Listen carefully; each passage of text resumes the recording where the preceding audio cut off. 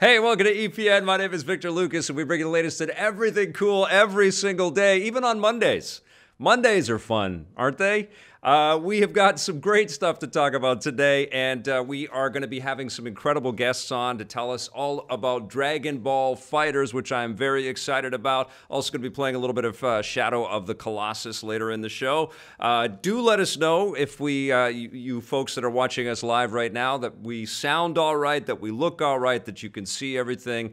We are monitoring all of the chats and stuff like that. We want to make sure that we're bringing you guys the best show that we possibly can.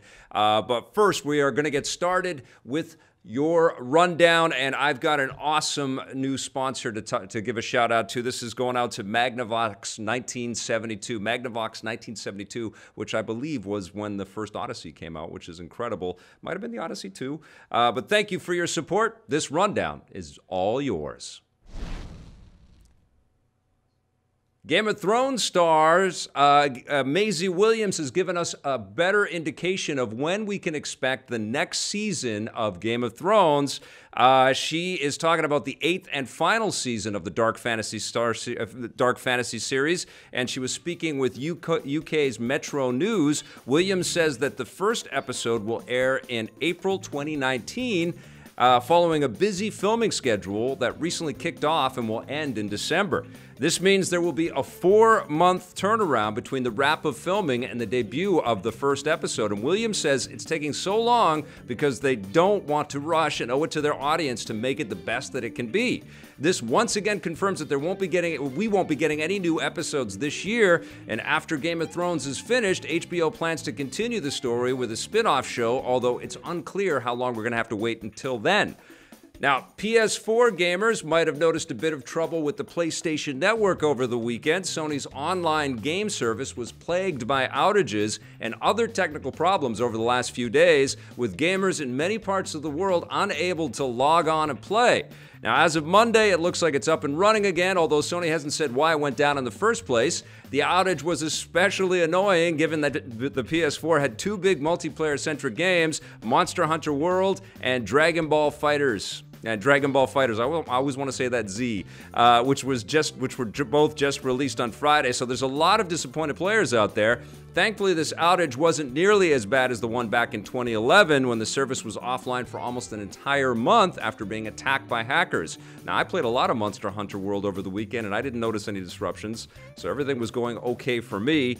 And speaking of Sony, they might finally be giving the PlayStation VR a better controller. Finally, my prayers are answered. Sony has filed a patent for a new motion sensing controller designed to work with virtual reality headsets like the PlayStation VR. It looks pretty similar to the controllers from rivals HTC and Oculus and adds new finger tracking technology. Thankfully, this new controller would presumably replace the aging PlayStation Move controllers, which are right now the only motion-sensing controllers for the PlayStation VR. Those were first released way back in 2010 for the PS3 and are way out of date, so it's good that Sony is working on something better. There's no word yet on when these new controllers might arrive, but hopefully soon. Now, speaking of soon, you'll soon be able to relive Final Fantasy XV in a whole new way. Square Enix has announced that the mobile Pocket Edition of the game will launch on February 9th on iOS and Android devices. First announced last year, the Pocket Edition recreates the entire Final Fantasy XV story, but with a cutesy art style and simplified controls and gameplay mechanics. It will also be released episodically, with the narrative split into 10 chapters, but there's no word on how long it will take for all of them to arrive. Square Enix has hinted that this version of the game might also be released on the Nintendo Switch at some point down the line. I'm actually very curious about that game. We're not sure why, but Elon Musk is selling a flamethrower. The business magnate and inventor, who usually prides himself on creating things that help make the world a better place, has for some reason begun selling a mass-market flamethrower. The device, which Musk is selling through his digging and construction subsidiary, the Boring Company, that's the real name, is a handheld flamethrower capable of shooting beams of fire in front of you, just like in the movies. as far as we can tell, it costs $500 US. It's available for pre-order, and as far as we can tell, it isn't a joke. And although Elon Musk hasn't said exactly what practical purposes a flamethrower might serve, there are probably useful reasons to have one in the construction industry. Musk also points out that they'd be great in a zombie apocalypse, and Musk has begun selling fire extinguishers on the same site. Now that guy is hilarious. I don't know if he's trolling us or what's going on, but it's pretty funny.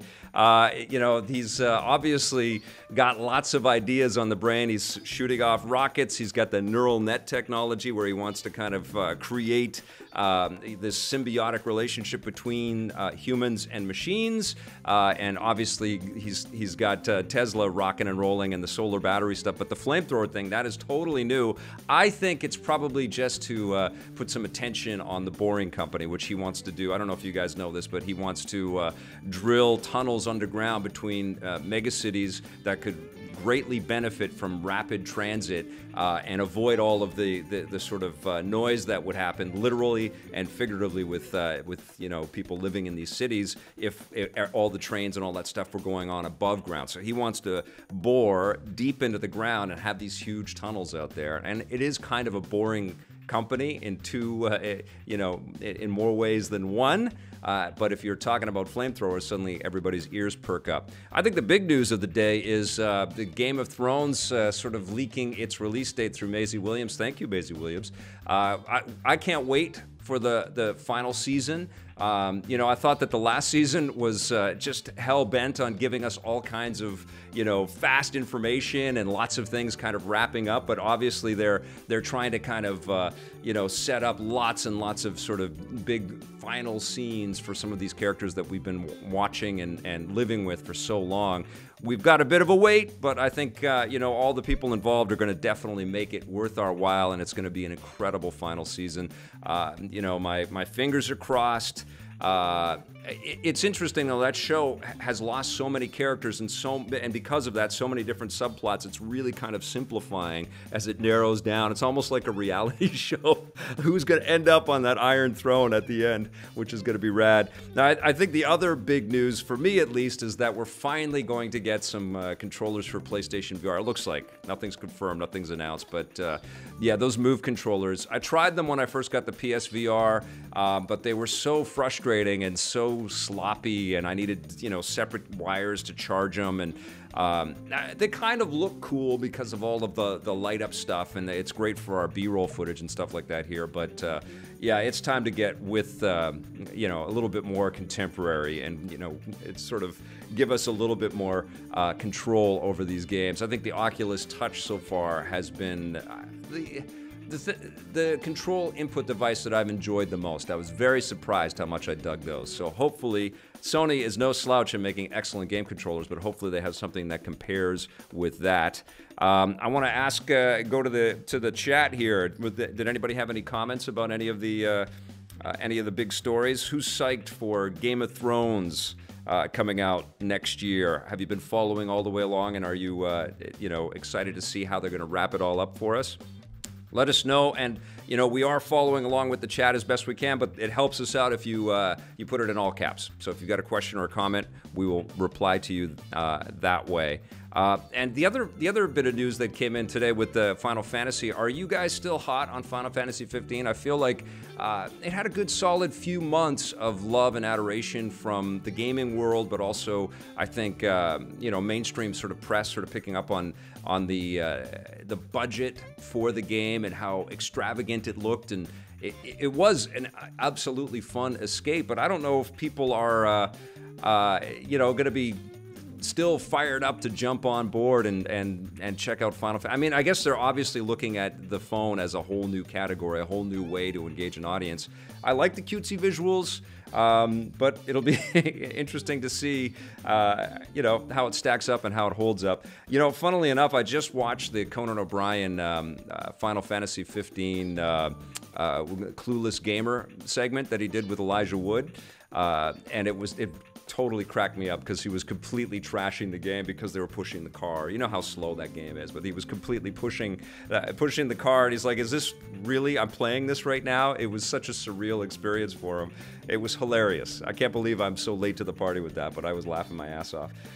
Adrian Leon says, you never got to do a live stream of playing Monster Hunter World like you said you would. I did play it for hours and hours and hours, but I felt like I still wanted to know the mechanics more because it's a complicated game. There's a lot of little issues. I didn't know what weapon I liked the best, so I was going out and trying a lot of expeditions and different missions with different weapons, sort of mixing and matching. And I wanted it to flow a little bit better when I got online. I think I'm going to be playing that tonight, so stay tuned.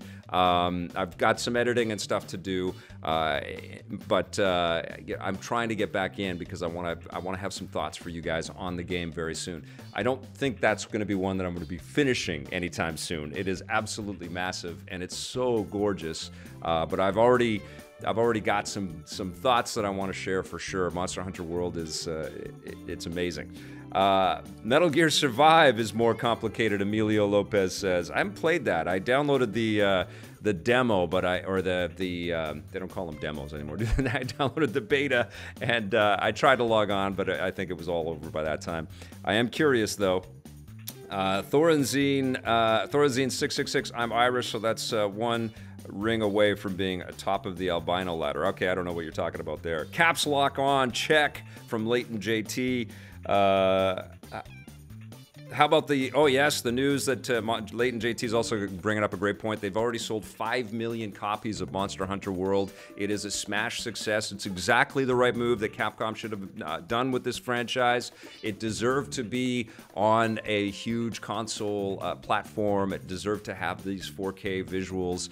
And it just kind of makes sense. It's a lot of the same stuff that I was talking about with John last week, John Riccardi from 8.4, who's worked on a bunch of these Monster Hunter games. It was engineered and designed to be this social kind of engagement kind of platform, and it worked great in portable scenarios on 3DS and on PSP.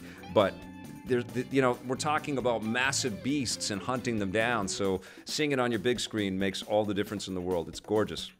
I'm very curious to see. That's 5 million. Blade Blur is global. It's already surpassed that. So that's I think it's sell through too. I think that's all. That's in consumers' hands. But curious to see the staying power of that. And if you guys have thoughts on Monster Hunter World, share them with us here, either in the live chat or in the comments below in the archive. That will be totally cool. And we can talk a little bit about that in our Let's Play and chat at the end of the show. And we're going to be taking a look at Shadow of the Colossus, which again is absolutely gorgeous. Great weekend for massive Japanese-developed experiences on the PlayStation 4. I was bouncing between Dragon Ball FighterZ, a little Shadow of the Colossus, and a little Monster Hunter World. A lot of Monster Hunter World. And my daughter was right along there with me watching that game, her eyes wide open, going, holy crap. Well, it wasn't, I was saying holy crap, but she was super impressed by where we were going with all the monsters and chasing them all down, and she kept saying, over that way, Dad, over that way. And it's such a cool experience. Really, really good job. Emilio Lopez says, can you believe it is the MT framework engine? I thought it was the Deep Down engine. Right, yes. Yeah, that's right. It's I don't know what the MT framework engine is, but the Deep Down engine was that thing that they kind of showed us ages ago, right? And we still haven't seen that thing. But it looks great. They've done a really, really fantastic, a really, really nice job with all the visuals in there. Adrian Leon says, I can see that it is a very complicated game without a doubt. I'm still trying to get used to Monster Hunter World as well. That's the thing, right? Like, the games are always complicated, whether you play them on the 3DS or whatever, but I think this is going to be one of those games that's new for a lot of people that have been waiting for the console version. So it's going to be a very challenging experience, because you get your butt handed to you. You get out there on a hunt and you get trounced by these giant beasts that will, trample all over you. Yeah, it's an amazing game, and I had a blast this weekend, and I'm looking forward to jumping back on. But right now, I think it is time for us to take a look at this day in everything cool. Welcome to This Day and Everything Cool for January 29th. On this day in 1996, Duke Nukem 3D was unleashed on the world, and we've never been the same since. After a couple of successful side-scrolling action games, Duke made the jump to a 3D first-person shooter along the lines of what had been accomplished by Wolfenstein 3D and Doom. Duke was a wisecracking, misogynistic action hero designed to lampoon the movie heroes of the 80s and stir up sales-generating controversy. Unlike the fantasy worlds of other titles, the environments of Duke Nukem 3D were meant to reflect places we'd visit in reality, albeit with mutant pig cops. The game was a smash hit with tons of ports, lots of add-on content, and years of cool mods. Since the days of Duke Nukem 3D, however, the brand of Duke Nukem has struggled with mediocre or downright awful follow-ups.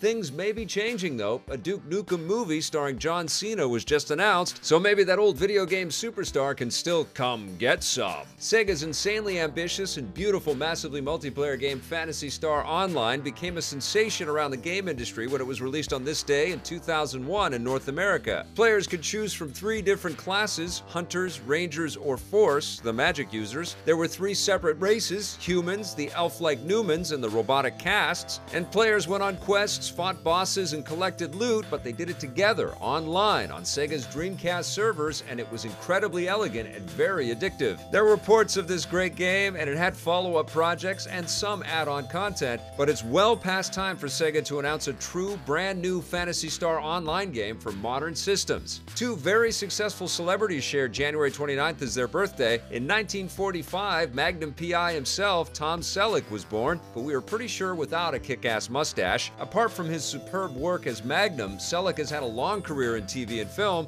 and can currently be watched every week on CBS's Blue Bloods. In 1954, the one and only Oprah Winfrey was born in rural Mississippi, a far cry away from becoming the international media mogul that she is today. Oprah began her career as a news anchor in Nashville in the 70s and worked her way up to her own smash syndicated talk show, The Oprah Winfrey Show, which ran from January 2nd, 1984 to May 25th, 2011.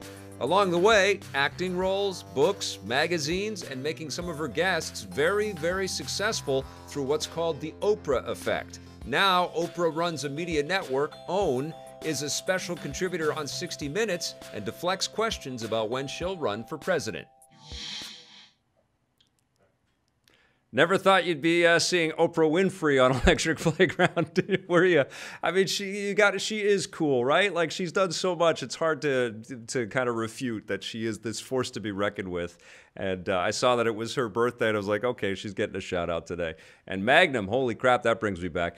But listen, it's time to talk about Dragon Ball FighterZ, which came out on the it came out on Friday. So this was the weekend of people getting their fisticuffs on with a lot of Dragon Ball carnage. And I've got a couple of fantastic guests in the show today, people that I've worked with numerous times over the years. Wilson Cheng and Denny Chiu are industry veterans who have worked at numerous video game publishers throughout their respective careers. Their latest project had them working together on marketing and communications for Bandai Namco Entertainment's blockbuster title, Dragon Ball FighterZ. Hello, gentlemen. It is good to see you both. How are you guys doing today? We're doing great. How are you doing, Vic? Doing awesome. Thanks for joining us. And I have to say congratulations, because this was a heavily hyped game coming out of E3 last year. Everybody was throwing down that this was going to be, if not the best fighting game of 2018, definitely in contention for one of those titles. And by every indication, I played it a little bit, and I'm loving it so far. But the reviews are coming in. How are you guys feeling right now? Excited, I'd say. Yeah. I mean, just seeing the reception that we had leading into launch, like you were saying. I mean, reviews have been stellar. Yep. Fan reception has been awesome, to say the least. So we're definitely riding the Dragon Ball wave. Yeah, totally. You can't say enough. I mean, it's been super successful for us. I mean, it's been a long time to kind of work on the project, at least, then to see it come out. It's just been a tremendous, success for us, for Bandai Namco. I haven't watched the Dragon Ball show, so I don't count myself in as one of those super fans out there. But I will say that almost every single Dragon Ball game I've enjoyed. I've loved the crazy world and the characters and you know, the Super Saiyans and just is that how you say it? Saiyans or Super Saiyan? How do you say it? Super Saiyan. Super Saiyan. The Super Saiyans. It's just fun every single time, and I learn little bits and pieces of the mythology when I play these games. But you guys have worked with Dragon Ball as a franchise for how many years now, as a company? As a company, Yeah. I want to say 15, 20 years, probably. Yeah, I mean, definitely before we started working Yeah. here, but for a long time. I mean, you know, so decades. I would almost, it's almost safe to say decades. Yeah. Well, and there's been a ton of good games out there. The Xenoverse games were, you know, a couple of your most recent titles out there, which were really fun and super cool. How do you keep things fresh when you've got a property that's in the public eye that for that long, and you've made so many games, and a lot of them have been good fighting games, but how do you keep it fresh, and how do you know that this is now the direction that you're going to take Dragon Ball to sort of appeal to everybody? Well, I think there's always a challenge in working, you know, with the Dragon Ball license. I mean, it's a totally beloved kind of franchise for people all around the world globally. You know, we have huge amount of fans in Asia and Europe. Latin America. Latin America is a huge market for us. I mean, a lot of people grew up on the franchise.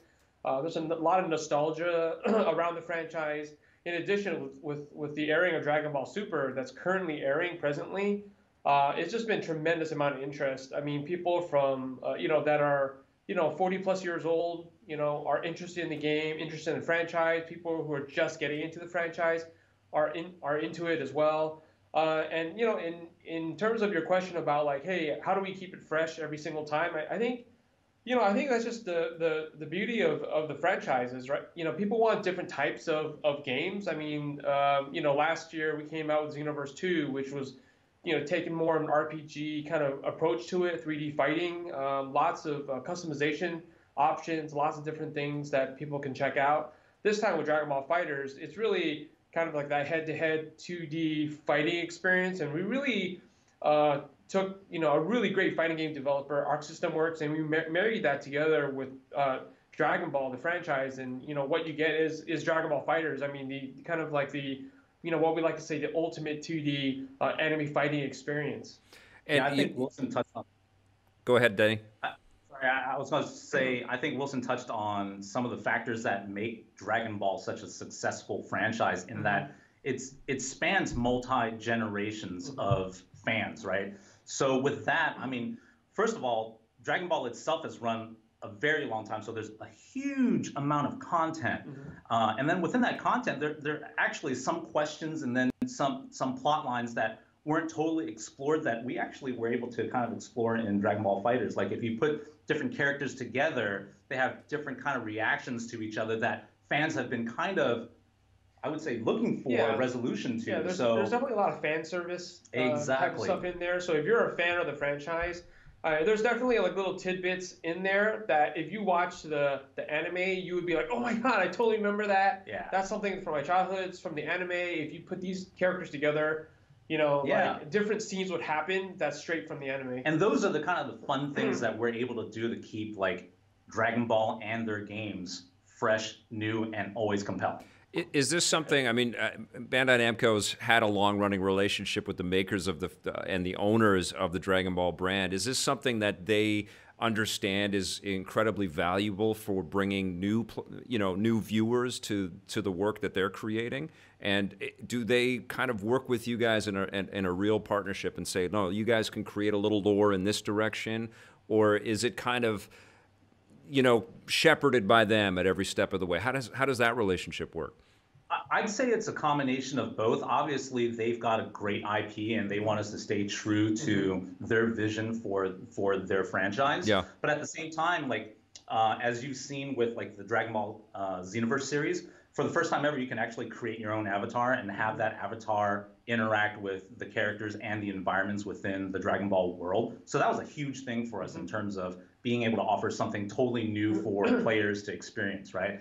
And then, you know, with FighterZ, it's kind of the same close-knit relationship in that, you know, they know their franchise the best. We know it really well because we've been working with them for so long. And then it's like, okay, now how do we get and work in that fan service? How do we get the game to really portray the action and all the dynamic kind of relationships and bouts that these guys fight within the anime, and kind of put that into a game where people can experience. Yeah, totally. And then in Fighter specifically, in speaking about like, you know, shaping the characters, I mean, there's a character in Dragon Ball FighterZ, Android 21.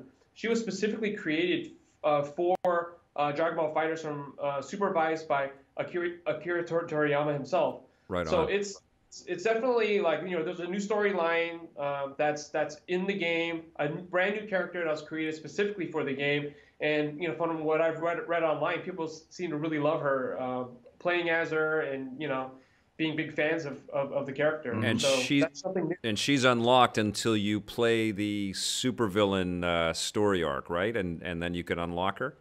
Right. You can unlock her as you play through the game. So you finish through the story mode, and that's how you lock her. I'm loving the. I'm a big fan of Marvel vs. Capcom, and I'm loving the. You know, there's a familiarity with the sort of out of control, flashy, you know, fighting styles and the team-based mechanics and stuff.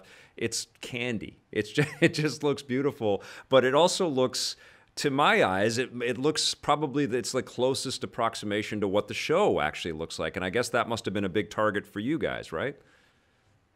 Absolutely. I mean, I think one of the things that makes Dragon Ball so magical are the crazy battles that, you know, people witness in the anime. I mean, you know, I remember when I was watching as a kid, there would be like episodes where it's a full episode devoted to Goku just charging up and getting ready, and, you know, that anticipation. And then when the battle goes down, I mean, it's like all hell breaks loose, right? So we definitely want to bring that feeling and that power, literally that power within those battles to the game, so that people can literally experience that for themselves. Totally. I think Arc System Works, who created the title and developed it, I mean, they're huge fans of the series. So even if you look online, you just compare what was done in the anime and you look in the game, it's almost exactly the same. So that's how much detail and painstakingly recreated in the game. So I think people really gravitated towards that because they're not playing fast and loose with the material. I mean, they're staying like true to like, you know, the anime itself. Yeah, there's definitely something to be said for working with a developer that are true fans within their core like soul themselves. Right. I mean, we kind of experienced the same thing with the Naruto Storm franchise and CyberConnect.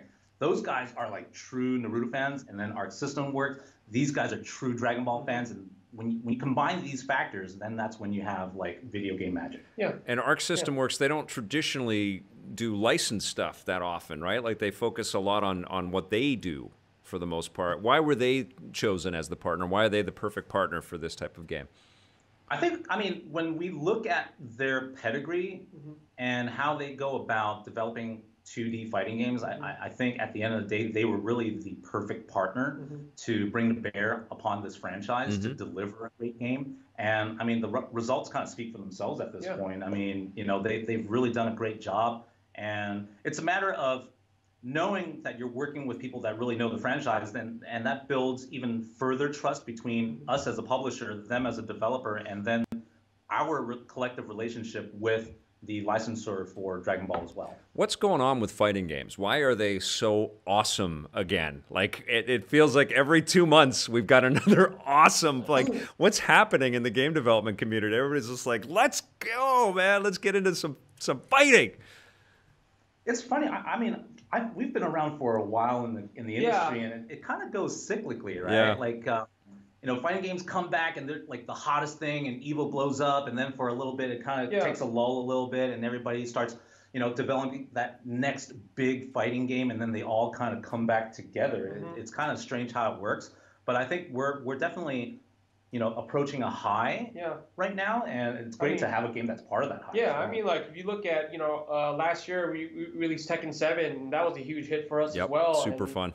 Huge support with the fighting game community, and they're really behind the game. I mean, it's a good time to be a fighting game right now. And to tell you the truth, I mean, with esports, you know, kind of growing and maturing at this point, I think you know, it's great timing to have a lot of awesome fighting games kind of usher that community tournament space and make it really a serious thing for people to look forward to either participating in or watching. And beyond that, I mean, with that kind of, you know, like the esports energy, that also, I think, don't quote me on this now, but I think that lull that we used to feel with fighting games we might not experience that anymore, because the energy of the tournament scene is just going to keep these games going. And then, you know, we release the next game. Like this year, we're working on Soul Calibur 6. Yep. So we've got another one coming down the line. So I think that's how it's going to roll from now on, as long as we have good energy within the fighting game community and esports. It also feels like the technology is so powerful and limitless that a lot of the kinds of,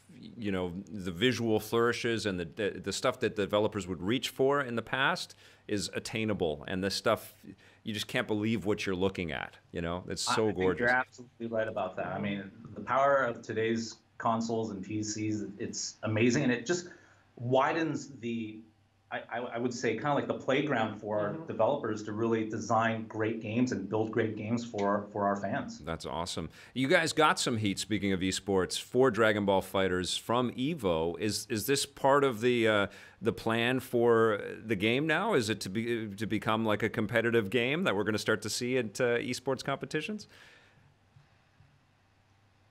We haven't made any announcements. You know, we're on a show, right? If you'd like to make an announcement, we got a show right here for you.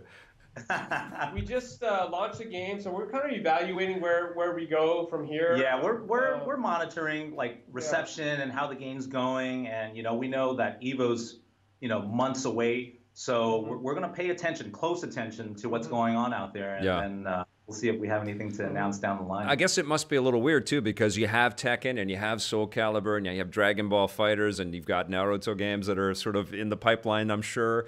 And do you have internal competition with all of these fighting candidates out there? Or, you know, I mean, internally, it's not really competition. It's almost more of a way of finding balance. And each game does present like a different experience, even though they're all fighting games. Different crowd. They do present a different experience, and they appeal to a different crowd. So we never run into an instance where there's really competition. It's more of a balancing act, to tell you the truth. Do you feel like some people are of different franchises, and personally, they might like the gameplay of Soul Calibur more than another one. Yeah. Some people like the gameplay. So it's really, you know, we're kind of giving people a choice in the different fighting games that are out there. So, you know, I think it's up to the individuals. Yeah, I think we see it more like we've got something for everybody. Right. That's awesome. Do you feel like Dragon Ball FighterZ is kind of positioning itself to cross over into like a new audience, though? I mean, you look at that game and it's irrefutably, you don't have to be a fan to really appreciate this thing, right? Yeah, I think so. I mean, I think that's one of the challenges as a marketing guy, right? It's like, hey, are we only selling this game to the Dragon Ball fan? But as a marketing guy, no, you want to sell the game to like a broader audience. Yeah. So I think it's definitely a very pretty game, but it's also a very deep game as well. So it's not like you just mash a bunch of buttons and then you win. I mean, like I went online this weekend and I just got my butt kicked, right? I mean, there are people who know how to play this game, and I'm like, I can't even get a hit in. And I'm like, wait, but I work on this game.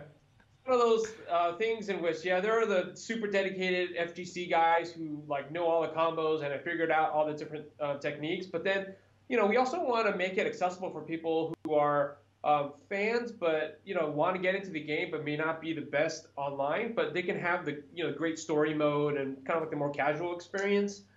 Yeah, absolutely. I mean, that's one of the great things about the game, right? Like the amazing visuals that just draw you in. I mean, even if you don't know a thing about Dragon Ball, you'll at least be able to appreciate the crazy visuals and the fighting dynamics of the game itself as a baseline kind of point of enjoyment. So there's that. And then you add to that, you know, if you get good enough and you take your skills online, and then you're challenged online with other players, that kind of gives you a different dynamic of, man, all right, I just got my butt kicked, but then I'm going to come back and be better at this, and then you just kind of challenge yourself and build that momentum that way. So there's always something to be enjoyed within the game experience, even if you're not like a Dragon Ball fan. We don't want it to just appeal to Dragon Ball guys. We want it to appeal to gamers in general. Awesome. Well, I think you've hit your mark with that. Let's talk a little bit about the depth in the game. Obviously, you've got an arcade mode in there.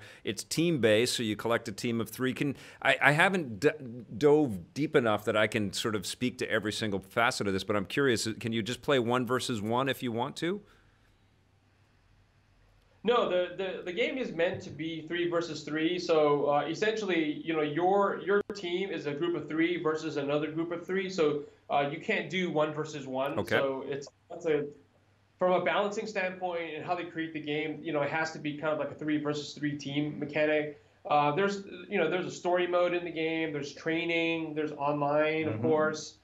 There's ranked and casual matches. There's a lot of different kind of elements that people can play so they can kind of explore the game in all these different ways. Yeah, definitely a lot of different facets for people to enjoy. I mean, I think the 3 versus 3 dynamic really brings in a little bit more drama as well, because you know, there's nothing like, all right, I'm getting beat down as Goku, but now I'm going to call in Cell, you know, and I'm going to have another go at it, or I'm balancing which players or which characters I'm using throughout the match, so that not one character is getting drained and I'm bringing another guy in. I'm just like, you know, balancing my guys out. Or it's like, you know, depending on the opponent, I'm going to bring in a different character to fight that particular opponent's character, because I know I've got an advantage, or I feel like I am stronger against that character as well. So it brings a little bit more like strategy and I would say team management factors into the game. Totally. It's all about the, you know, it's kind of matchups, right? You're trying to see like, okay, well, this character is slower but more powerful. This one's really fast but not as powerful. So then you sort of want to balance that out. And I think that's the recipe for a great fighting game and experience, is that you want to make sure the game is balanced, so that no matter which character you use, there's counters and different things that you can do with the different characters, so that, you know, players and fans of a particular character can feel like they're successful. You know, there can't be one character that's ultra powerful and then essentially kind of ruins the game. Yeah. You know? And so having a team kind of balances all that out. I know I've got players and fans that are watching the stream right now. If you've got a question for Denny and Wilson, let us know in the chat, and Blake is monitoring that, and he'll get it to us. But let's talk a little bit about the story mode, because I think Injustice 2 kind of threw down a gauntlet, no pun intended, last year with their really cool story mode. But this was a game developer working with comic people, you know, kind of creating their alternate universe kind of way into their storytelling. And I'm curious, when you're working with story makers that actually build these televised episodes, is that like a new challenge for them? They say, well, we got to have the best story mode that's ever been in a video game. Like, is that somewhere that we're going to see story become a much more prominent and rewarding element of fighting games going forward? Well, I think it's always challenging, right? With a fighting game and a story mode. I mean, I think what we have in Fighters is really awesome. Just given that, you know, the story mode's like broken up into 3 different arcs. Yep. It's a completely kind of new story that kind of stands on its own, but taking all the different characters from the Dragon Ball series. And I think, you know, as creators, I'm sure that taking all that into account, you want to make sure that there's a great story, but also, like, you know, want to kind of give like fans a little bit of fan service of like, hey, acknowledging what has gone on before. Yeah. So it's just a really good balancing act that, you know, you need to do as storytellers. Yeah, I think opportunities like this actually excite the developers, because they're not stuck on, you know, myth or storylines that, you know, people have known for ages and ages. Now we're getting into something where they can actually create something new for people to experience and kind of give their own take on the franchise. Of course, working with, once again, the licensors to make sure everything's kosher, but it does give them a little bit more leeway to deliver, you know, a little bit more in terms of storyline, or you know, answer certain kind of story arc issues or mysteries from the actual anime or manga. And that's what makes Fighters also, you know, really fun, because people discover these things as they're playing through the game, and they're just like, oh man, I was waiting for resolution on that, or oh my god, this is what's happening there.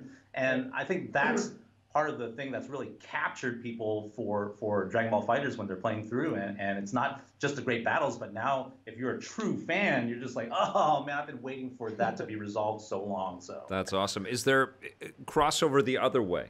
You mentioned that Android 21 is new and created for the game, but is there fiction that has been crafted for the game which will now be reinterpreted back into either the manga or the anime? Does it work like that with you guys?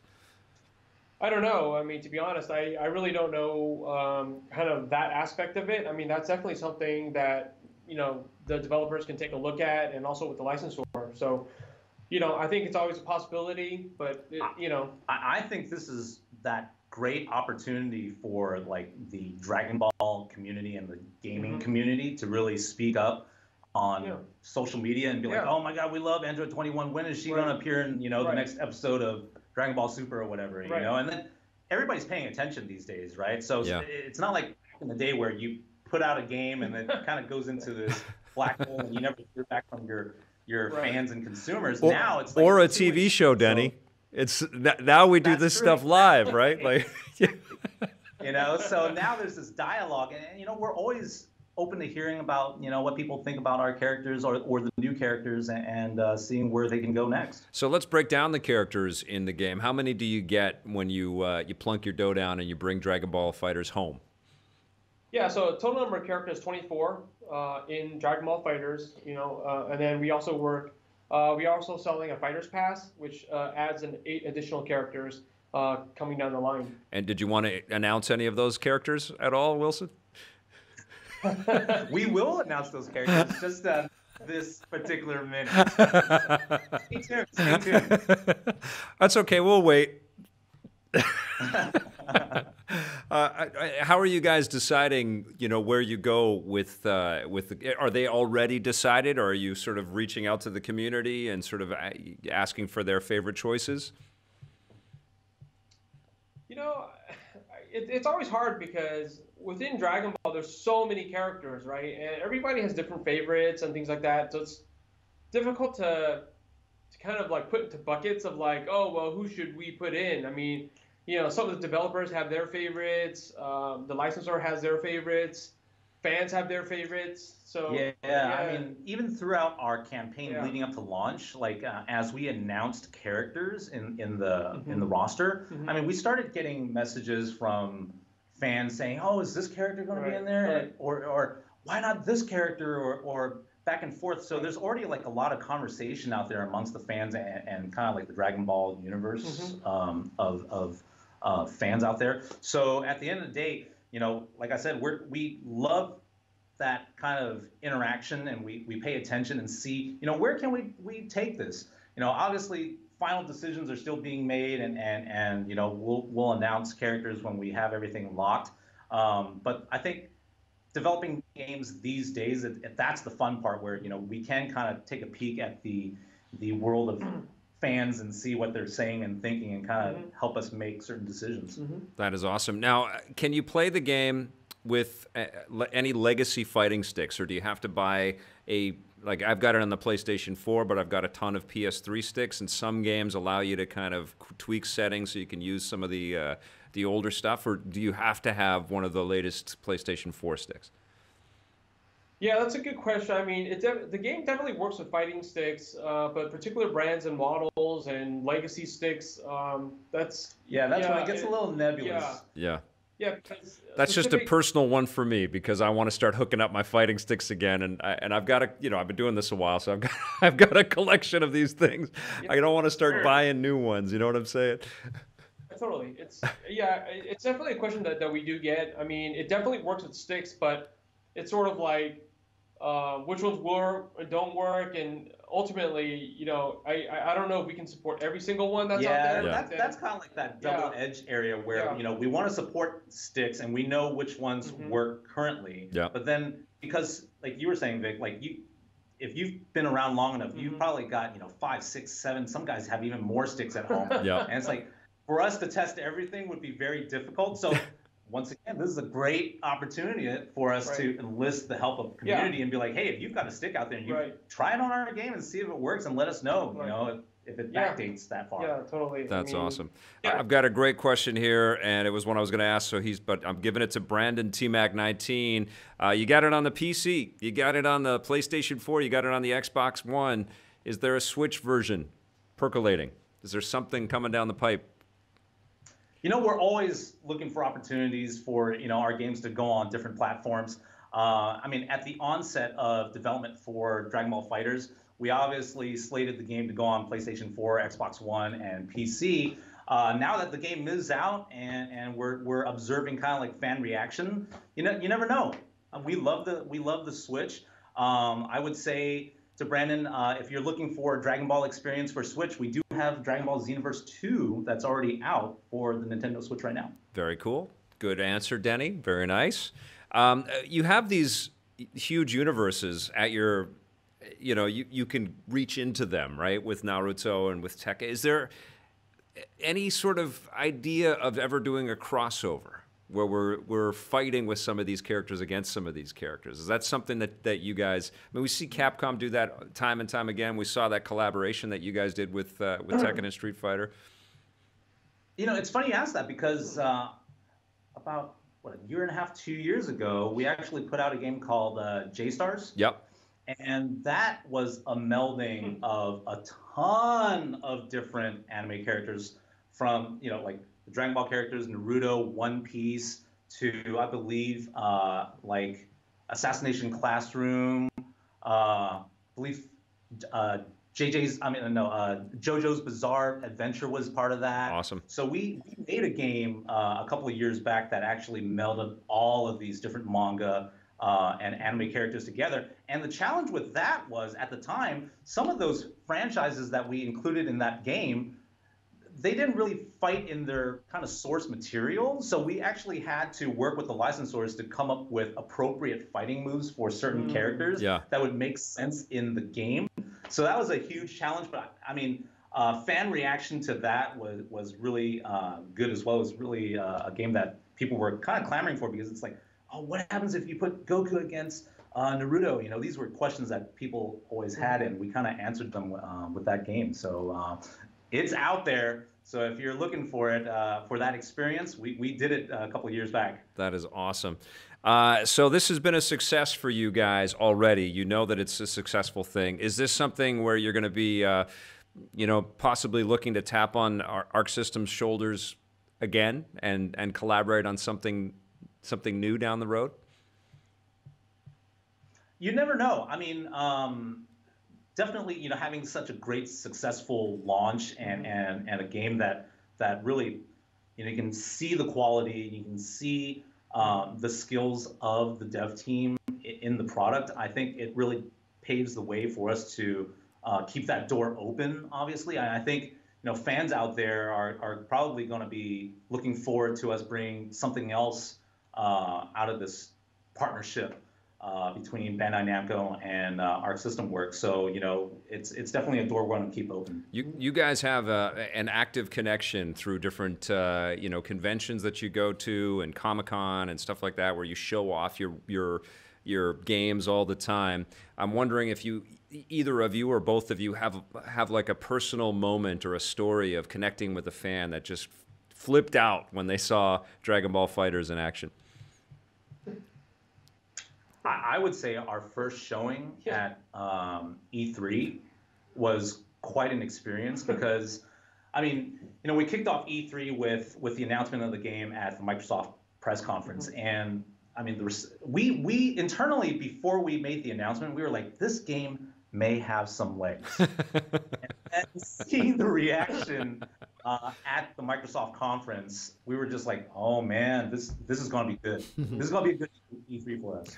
And then actually seeing the game in action at our booth at E3 and the line around the booth, that to me as a collective experience was just mind-blowing. Because I mean, we've worked on some great games here at Bandai Namco, but to see a Dragon Ball game garner that reception from fans and media alike at E3, to me, was just like the quintessential memory I have of working on this campaign. Yeah, totally. And then, you know, I think after E3, we brought it to Anime Expo, and to actually see consumers really get their hands on it, and I was like, man, this line is ridiculous, and people are like having a blast playing it, and I was like, wow, like I think we have something special here in terms of like just, you know, people loving the game. When they saw it there, they were just like, oh my god, I get to play it, you know? Yeah, and it's just like, you know, we love seeing people hooting and hollering at the game stations at these shows, and we ended up like running pseudo mini tournaments with people that were just waiting in line, and people just got so into it.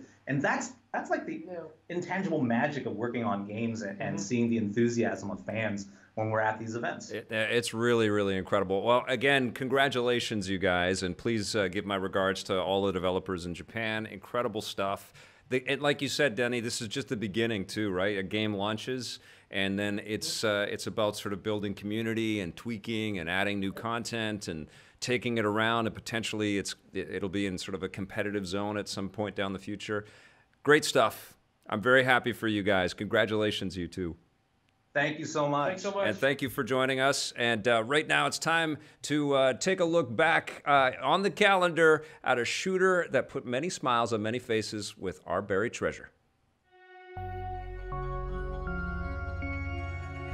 I seem to be on a bit of an EA tear these days, talking about a lot of classic buried treasures from Electronic Arts. One definitely comes to mind for me, the Battlefield Bad Company games. There were 2 of them made so far. Battlefield Bad Company was something very unexpected and very special, and it really came down to the camaraderie that you had with your group. There was a bit of a Three Kings kind of vibe to it. Remember that old Iraq War movie that George Clooney starred in? You just got this sense of camaraderie and some irreverence. I mean, maybe it's some kind of special military barrel, you know? Like some kind of real solid metal, I don't know, like some new Japanese thing. Right. Don't you worry your pretty little head.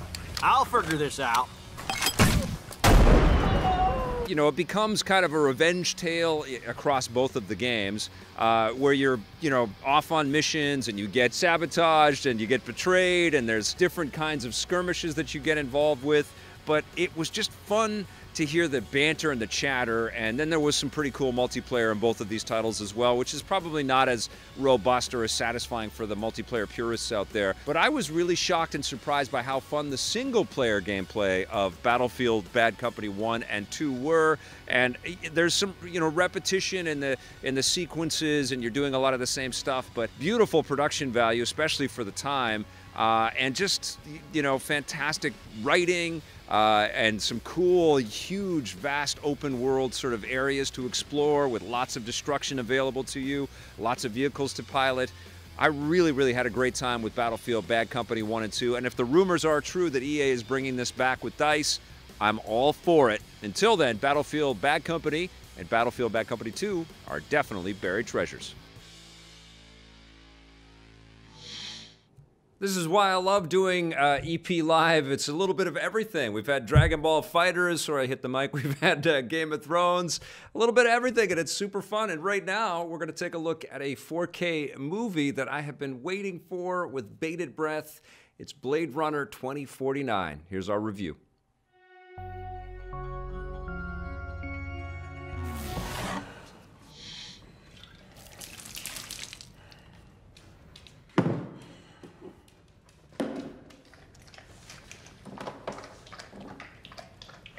Is it real? I don't know. Ask him.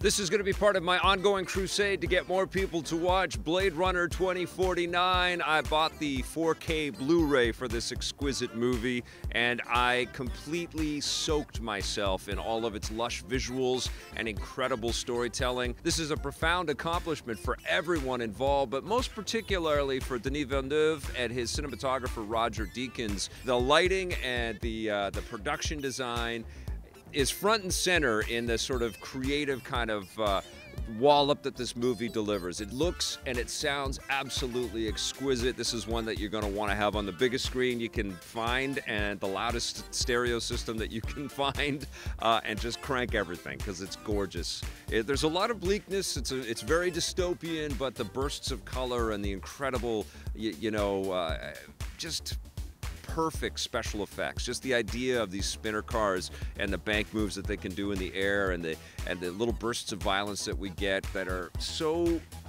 professionally and wonderfully and artistically handled for us. I'm the best one. The one thing that I was really excited to learn about was the fact that most of the sets are practical and they're authentic and they have clickable buttons, and there was a real sort of air to create technology that had an analog kind of slant to it, a tactility to it. And Ryan Gosling, and like every other actor on the movie, was completely blown away by these elaborate sets and this gorgeous lighting and just the look and feel of these environments that Denis Villeneuve, Roger Deakins and their production team put together for everybody. So Gosling opted to stay on the sets as much as he possibly could, so he got used to them. So he wasn't looking at them with any kind of emotional, wide-eyed, you know, like awe, which is how we watch the movie. And I thought that was a great choice. And if you watch his Officer K throughout this thing, he is, you know, just a beat-up, tormented replicant that's searching for a meaning, you know, and it's wonderful work, and it's wonderful work by Harrison Ford as well, and all of the cast, who are celebrated in the behind-the-scenes stuff. You can pick up your bonus. I'm a little bit let down that most of the special features on this disc are, you know, kind of junket style, a little EPK, sort of made for, you know, news magazines and things like that. And I would have rather seen more of the struggle to get this thing done, because honestly, this is a sequel, what, 30 plus years in the making? What took so long? The first movie, you know, didn't do that well in the box office, of course, but it became a big hit over time. And it's such a cool world and such a cool universe, and I think Harrison Ford was open to revisiting things, even though the much publicized animosity between he and Ridley Scott at the time of shooting the original Blade Runner. He has always kind of respected the value of the film and the quality of the film. So the story, I think, about this movie getting made, especially if you're crafting special features and behind-the-scenes stuff, is why it took so long. Why did it end up with Denis Villeneuve? And let's hear a little bit about the twist and we don't really. Not much on it. I have to tell you, though, the movie stands on its own. This is one of those films where you almost don't want to peek behind the curtain and see who the Wizard of Oz is. You just want to get lost in the lush visuals. There's a lot of, you know, sort of open-endedness to the storytelling in this, which is deliberate, and you know, there's a lot of absolutely kind of on-the-nose questioning about what the morality would be if we created artificial beings, which is what the first Blade Runner film kind of explored, and this takes it to some brand new levels for us. It's very mature storytelling.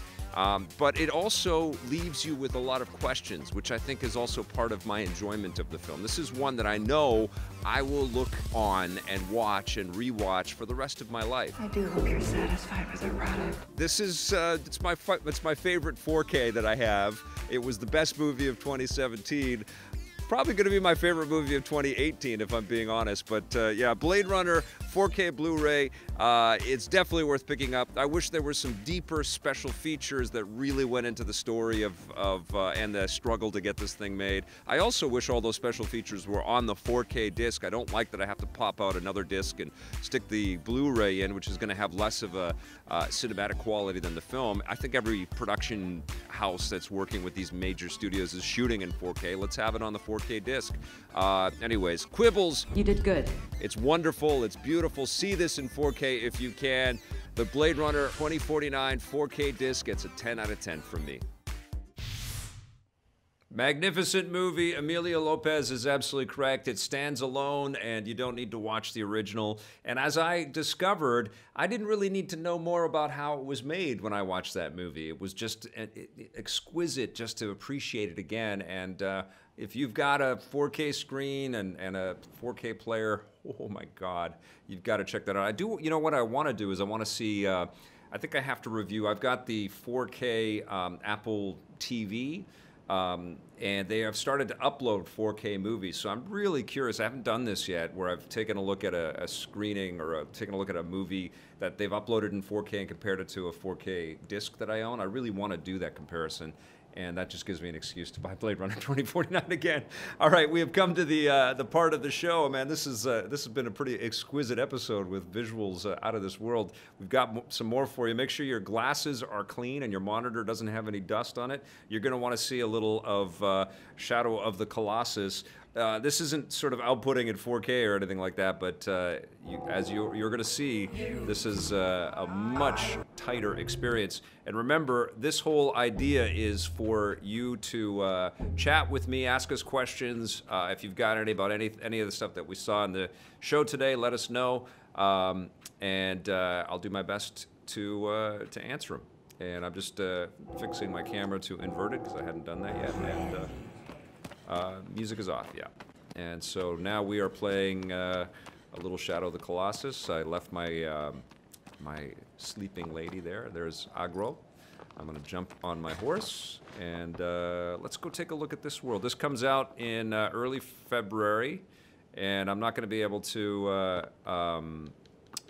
show off too much. I've only played a little bit. I took down the first Colossus. Wait a second. Where are my stairs? Oh, I think I have to go out this way, right? I don't think I...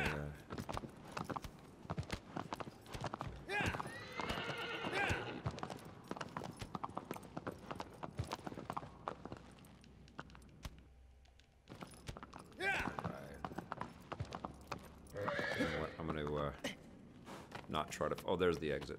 I'm going to go down here and then call my horse this way. So you guys can take a look at how gorgeous this game is. Let us know if it looks okay, sounds okay. You can hear me okay. What you do is you hold up your sword and you kind of try to point it where you want to go. We want to go over that way. So come on over here. Agro, there you are. Let's get on you. Frame rate is much more solid. We are running this through a capture device to try to, you know, not have that handshake issue that has affected some of our audio in the past streams. So it might be a little slower than it actually is on a TV. I think it's locked at 30, but I didn't notice any issues when I was playing it on just my PlayStation 4 plugged right into my receiver. I've been playing it on the Pro, and it looks sensational. And even here, I mean, you can see the texture details, and there's just a lot more going on. Although there's some weird texture clipping right there.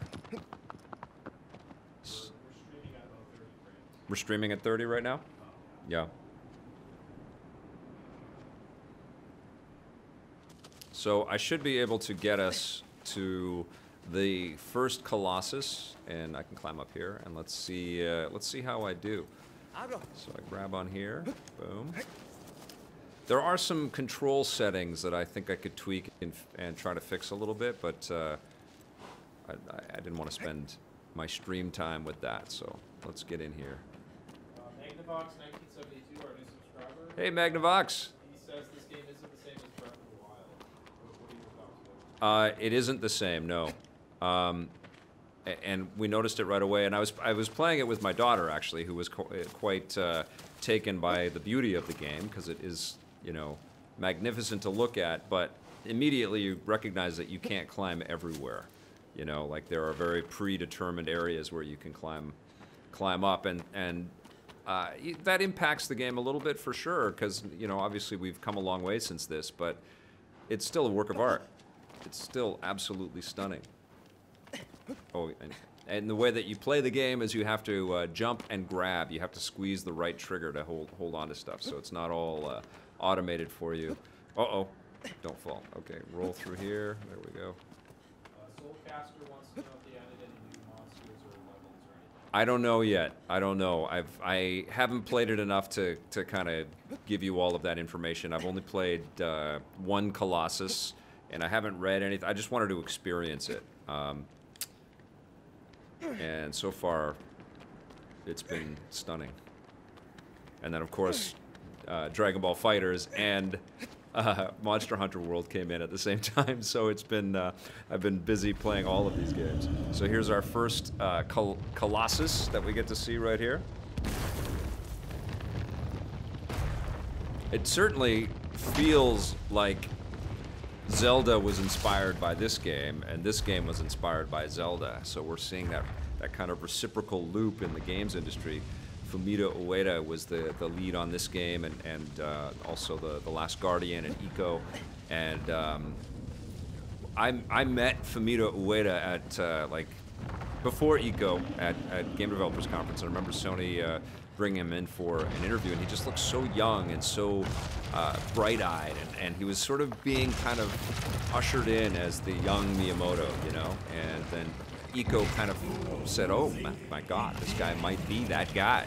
And then this game came out, and it's like, yeah, this guy is kind of that guy. And then The Last Guardian just took too long, and I think some of the wind was taken out of the sails, and I think even Fumito Ueda was probably exhausted by the time all that finally came to fruition. But what a magnificent vision. And part of me does wish, this is the thing, you hang on, I don't know if everybody has played this game. You need to play it. It's been released. This is the third time that that Sony is publishing this game, but it deserves it. It's almost like you know, like a theatrical re-release in a way. You know, where an awesome movie comes back to theaters. It's that same kind of thing. But I almost wish that the concept was updated with a little more modernization, and they got Fumito Ueda sort of back on to kind of lead production, and maybe they created a little more content there.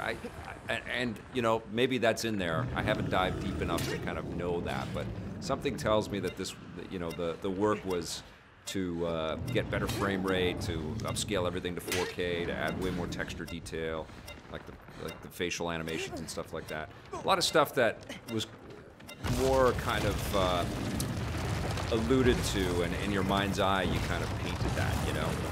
But this is, it definitely edges a lot closer to what current modern visual sort of touchstones are trying to achieve these days. I almost wish that The Last Guardian would get another sort of more modern coat of paint, because some of the controls of that game were very frustrating.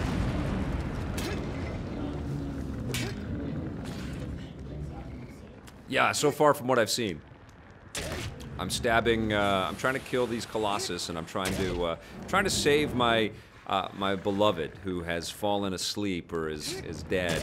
And the way that these mystical voices in this temple have explained it to me is I have to kill the Colossus. Oh, that's all I have to do. I'm just stabbing him there. That's right. And I got to climb his butt. Come on, up the butt you go. There we go. Sometimes gets stuck. Some of the animations are a little janky. Oh, I fell. Oh, you have a hold-on meter. I forgot about that at the bottom of the screen, and I can only hold on for a little while. It's kind of, that's been modernized, because I'm not struggling with the cameras. Oh. I gotta hurt him. It is harder to play this when you're chatting. Oh, come on. Oh, I jumped in the wrong direction. Get up there. Okay. Yeah, I had no issues defeating this guy very quickly when I was playing it and just concentrating on things, but it's different when you're talking. Okay, I'm gonna lose my, Ouch! And for those that don't know, this game is all about just boss fights. You just have to fight Colossus. There isn't another enemy that you're really encountering. It's your own abilities, and you have to take down these huge lumbering beasts. Come on! There it is. Okay, get up. Now I have to climb quickly. Hurry! Oh man! Oh, I'm hanging with one hand. I'm gonna fall. I'm falling again. Oh! Now this one you climb up this way, and I did it no problem before, but you know, it's okay. Now I have enough. That's the old story, anyways. I did no problem before. Come on! I'm stabbing you in the calf. You hate this.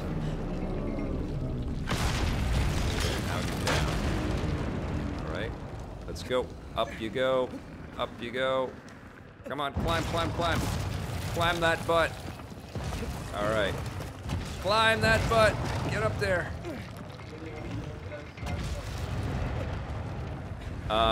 It's gorgeous. We turned it off though, just so you can hear us better and so that it isn't flagged by anybody.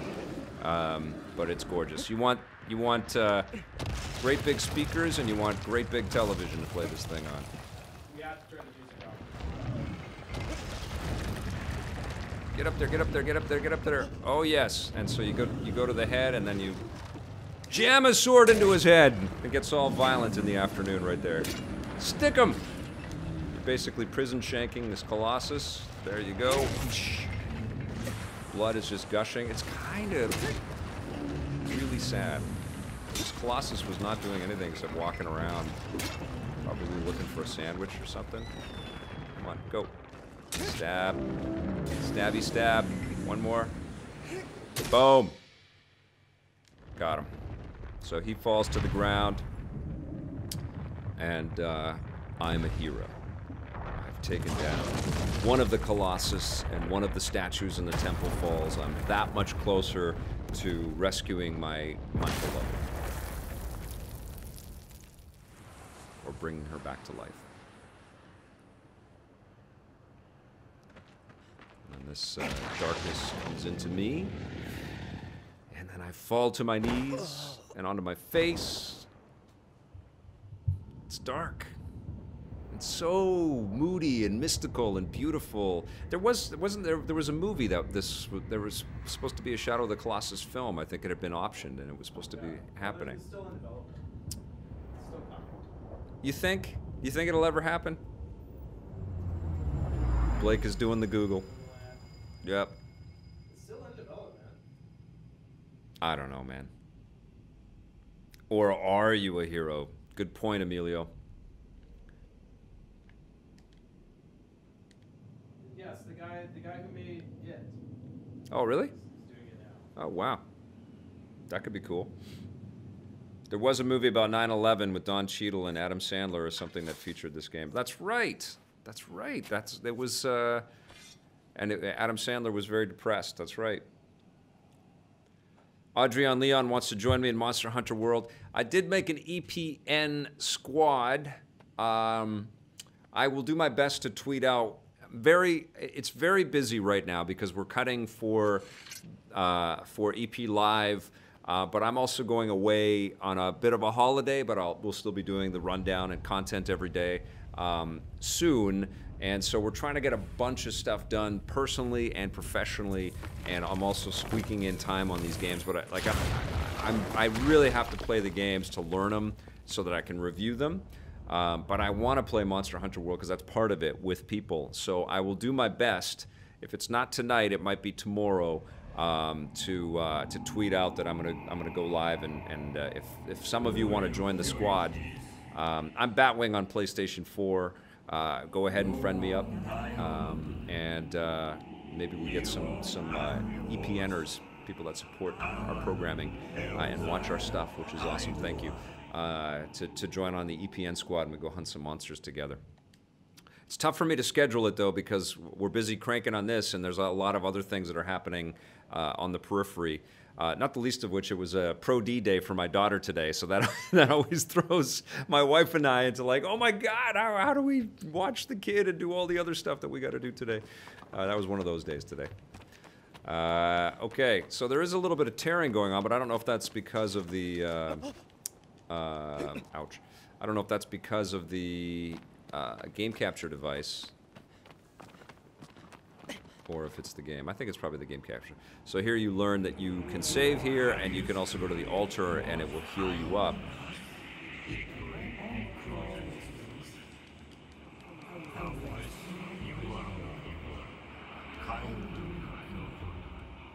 I'll skip this.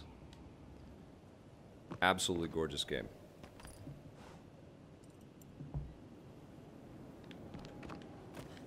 We got just a little bit of time left in our stream. If anybody's got a final question or a comment or anything about today, feel free to ask. And thank you, everybody that's watching this as a... oh yeah, I have to kneel, so I put the sword away. How do I do that again?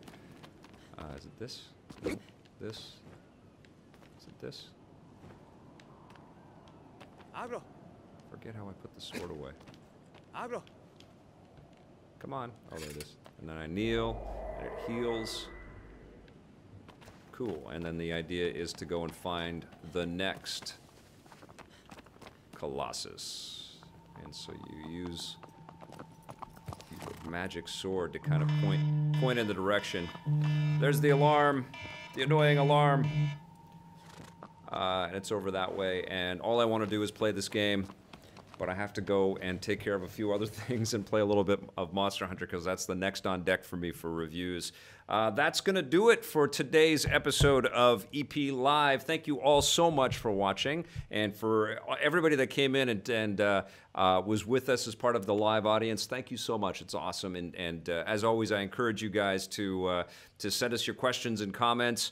We're going to have another EP Live for you tomorrow. We're still kind of assembling some of those pieces, but I'll be tweeting about it and letting people know. But it'll be tomorrow at 1 p.m.